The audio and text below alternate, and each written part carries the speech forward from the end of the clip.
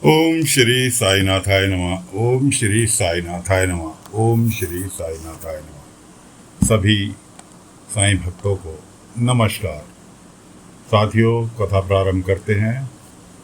पिछले भाग में आपको सुनाया था कि कुलकर्णी का हिसाब लेने के लिए श्रीकांत, पाटिल जी, माधव और सभी गांव वाले कुलकर्णी वाले पहुंच रहे हैं। कुलकर्णी वाले सबसे पहले पहुंचते हैं श्रीकांत कि जी मैं आपका हिसाब देखना चाहता हूँ। कुलकर्णी ने श्रीकांत को बोला, तू मेरा हिसाब देखेगा? तेरी इतनी औकात कि तू मेरा हिसाब देखेगा? कि शुक्र मना तू यहाँ अपने पैरों पे खड़ा, वरना धक्के देके निकाल दूंगा। इस तरह की बात ही कर रहा था जब गांव की भीड़ आती दिखाई दी।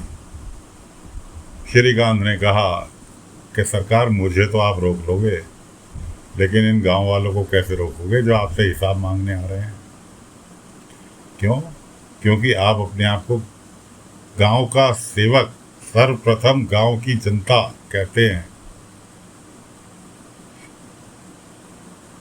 और अगर आप गांव के सच्चे सेवक हैं तो गांव वालों को हिसाब दिखाने में आपको कोई आपत्ति नहीं होनी चाहिए, क्योंकि सभी गांव वालों का एक मत है, हर गांव वाला हिसाब देखना चाहता है। कुलकर्णी की समझ में आ गया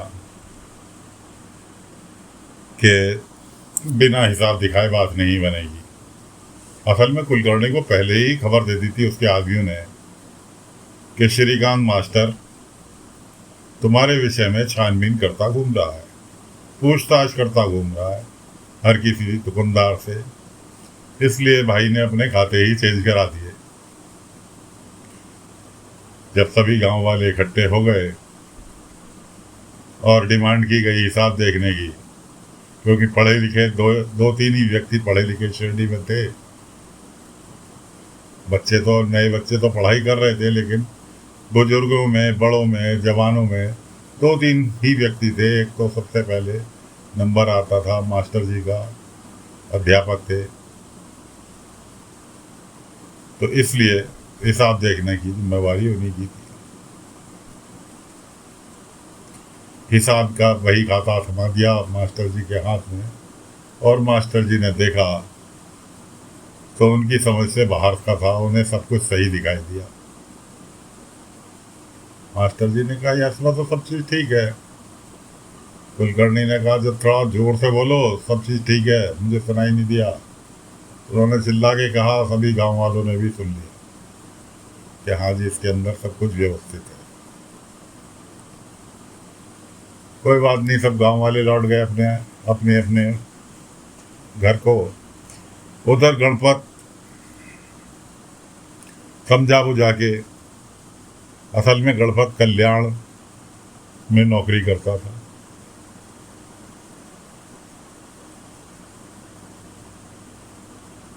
कल्याण में नौकरी करता था, और जिन नाना साहेब चंदोलकर का जिक्र पिछले भाग में हमने किया था, दो कल्याण जिले के डिप्टी कलेक्टर थे। कार्यालय उनका थाने में था। बम्बई के पास जगह है, सभी लोग आप जानते हैं। कार्यालय डिप्टी कलेक्टर का कार्यालय थाने में था। गणपत की पत्नी ने, वो तो नौकरी छोड़ आया था, लेकिन गणपत की पत्नी ने समझा बुझाकर उसको भेजा, सारी अप डाउन सिखाया, तो वो दोबारा दूसरे दिन नौकरी पर गया। अपने सीनियर अधिकारी से माफी मांगी। उसने कहा, ठीक है, कोई बात नहीं, तो मैं माफ़ कर देता हूँ। इतने में उसका सहयोगी एक चोर को पकड़ कर लेकर आया।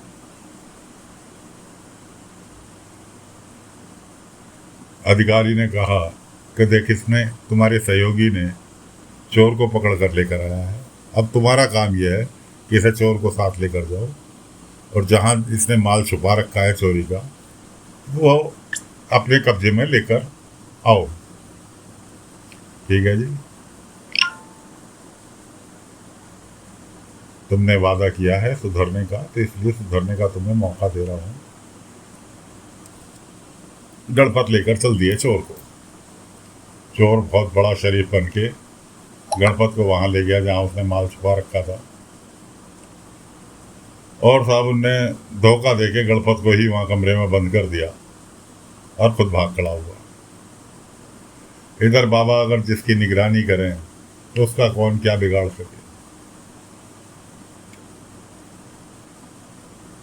बाबा ने एहसास दिलाया, जबकि अभी गणपत बाबा से परिचित नहीं था।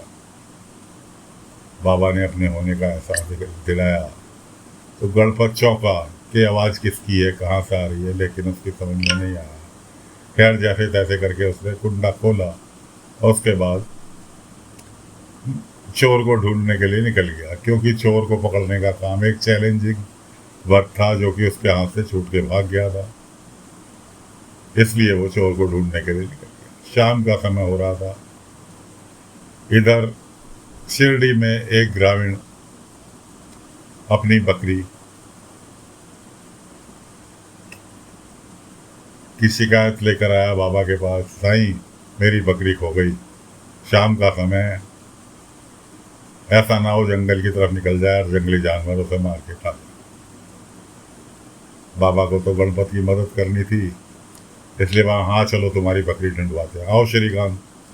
श्रीकांत बाबा के पास आए थे कि साईं उसके तो सारे के सारे हिसाब किताब ठीक निकले, अब क्या करें, मेरी तो सरकार ने तनख्वाह भी रोक दी, स्कूल को जो ग्रांट आती थी वो भी रोक दी, कैसे करें, कहाँ से करें, कैसे गुजारा चलेगा। बाबा ने कहा चलो मेरे साथ चलो, शायद तुम्हारी बात का जवाब मिल जाए, रास्ते में चलते रहो।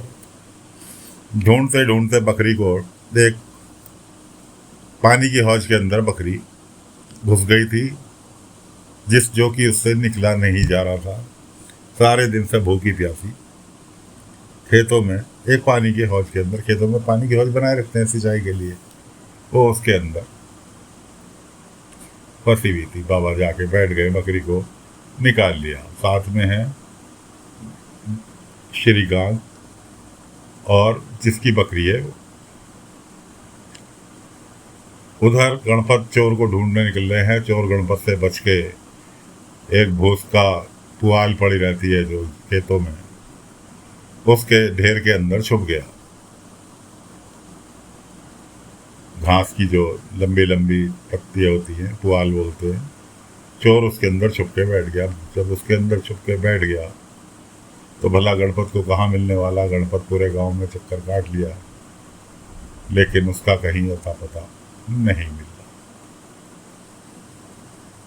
इधर बाबा मदद गणपत की भी कर रहे थे और मदद बकरी की भी कर रहे थे, बकरी वाले की। बाबा बकरी को पकड़ कर बैठ गए। उस बकरी वाले से कहने लगे, भूखी है, इसके लिए कुछ घास लाओ। घास का ढेर पड़ा था, थोड़ी सी घास उठाकर लेके आए, वो खाने लगी। उसके बाद बाबा ने श्रीकांत से कहा, श्रीकांत थोड़ी सी घास लेकर आओ और लाओ, भूखी है। ले आए। उसके बाद बाबा ने कहा थोड़ी सी और लाओ, थोड़ी सी और आ गई। बाबा ने कहा फिर थोड़ी सी और लाओ। इधर बाबा उसके पुआल में से घास उठा रहे थे, उधर चोर के ऊपर से घास हटती जा रही थी। तो गणपत बाबू को एक ग्रामीण मिले। उनसे पूछा, क्या किसी चोर को देखा है, हुलिया बता। उसने कहा मैंने देखा तो नहीं है, लेकिन शिरडी के साईं बाबा को याद करो, वही तुम्हारी मदद कर सकते हैं। ढेर में से, मट्टी के ढेर में से सुई वही निकाल सकते हैं। ने कहा भला साईं शिरडी में बैठे हैं, मैं यहाँ कल्याण में हूँ, इतनी दूर से वो कैसे मदद कर सकते। उसने कहा सच्चे दिल से एक बार याद तो करो, कि बोल दो कि बाबा मैं शिरडी आऊँगा सच्चे दिल से, कि मेरी मदद करो। खैर जी, उसके कहने से गणपत ने बाबा को याद किया, और इधर बाबा उसके घास उठवाए जा रहे थे और उधर वो घास वहाँ कल्याण में जहाँ वो चोर को ढूंढ रहा था, जिसमें घास के बीच में छुपा हुआ बैठा था चोर, उसके ऊपर की घास हटती जा रही थी। खैर जब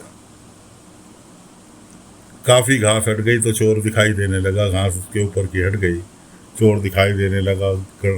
गणपत दाएं बाएं इधर को हुआ, लेकिन फिर उसके की नज़र पड़ी, उसने चोर को पकड़ के सामान सहित थाने ले जाके अपने सीनियर के आगे सौंप दिया।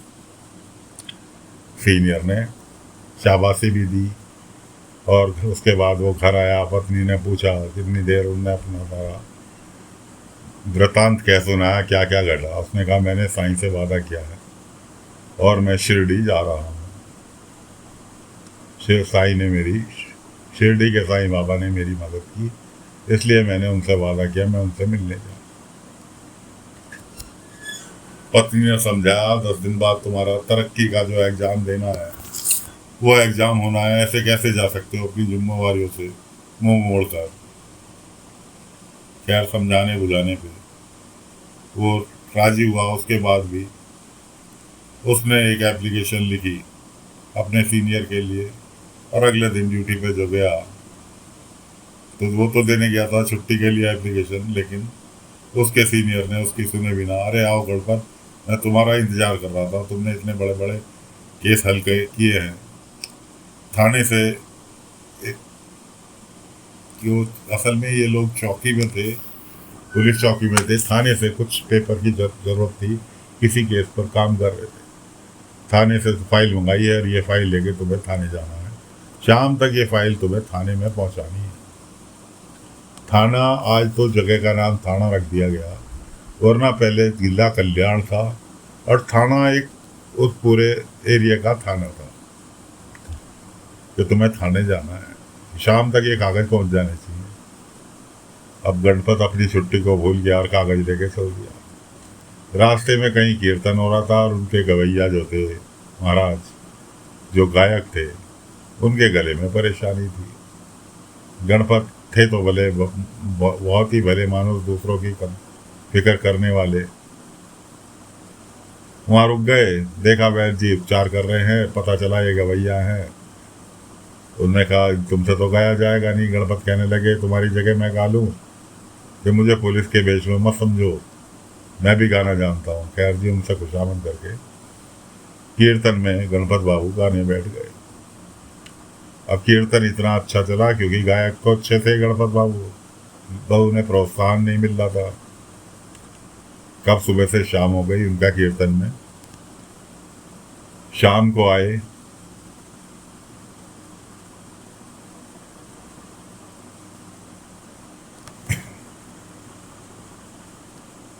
तो पता लगा जी कागज पहुंच नहीं पाए और उनके सीनियर ने उन्हें अलग फटकार लगाई और उनका तबादला कर दिया। किसके पास? थाने में नाना साहेब चांदोलकर जी के अंडर काम करेंगे। अब नाना साहेब चांदोलकर जी के अंडर काम करेंगे और कल जाकर हाजिरी दो थाने में। गणपत बेचारे क्या करते, मरता क्या नहीं करता। अब नौकरी भी उसे चाहिए थी, वरना वो तो छोड़ चुका था। उधर बाबा ने आश्वासन दिया था, बाबा आश्वासन दे रहे थे किसे? गणपत को। जब गणपत को कमरे में बंद करके चोर चला गया तो बाबा चांदोलकर जी के वर्ड दोहरा रहे थे कि चिंता मत करो, जब भी कभी विपदा हो मुझे याद करना, मुझे अपनी समस्या बताना। ऐसा चांदोलकर जी ने श्रीकांत को कहा था। जब पिछले भाग में हमने श्रीकांत जी की या चांदोलकर जी की जिक्र किया था, तो ऐसा चांदोलकर जी ने श्रीकांत को कहा था कि तुमने मेरे बच्चे को सही राह दिखाई, इसके बदले मैं डिप्टी कलेक्टर हूँ, थाने में मेरा कार्यालय है, कभी भी मेरी जरूरत पड़े मुझे याद करना।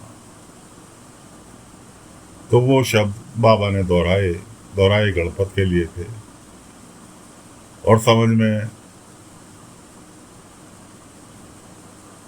श्रीकांत के आ गया वो शब्द कि यह शब्द मैंने कहाँ सुने। उसको सोचता रहा, उसको याद आया, बाबा से कहने लगा, साईं मुझे मेरी बात का जवाब मिल गया। ये क्या? कि मेरे से डिप्टी कलेक्टर चांदोलकर जी ने कहा था कि कभी मेरी आवश्यकता पड़े तो मुझे याद करना, तुम्हारी समस्या का समाधान करने में मदद करूँगा। तो श्रीकांत जी ने चांदोलकर जी को अपने लगान वाली समस्या, अपनी तनख्वाह वाली समस्या और स्कूल की समस्या, ये सब चिट्ठी में लिखकर श्रीकांत जी ने चांदोलकर जी को पोस्ट कर दी। इधर कुलकर्णी ने श्रीकांत से बदला लेने के लिए श्रीकांत के खिलाफ ब्रिटिश सरकार में घोटाले की शिकायत कर दी कि जी स्कूल के लिए जो धनराशि सरकार से मिलती है वो श्रीकांत अपने निजी कार्यों में लगाता है।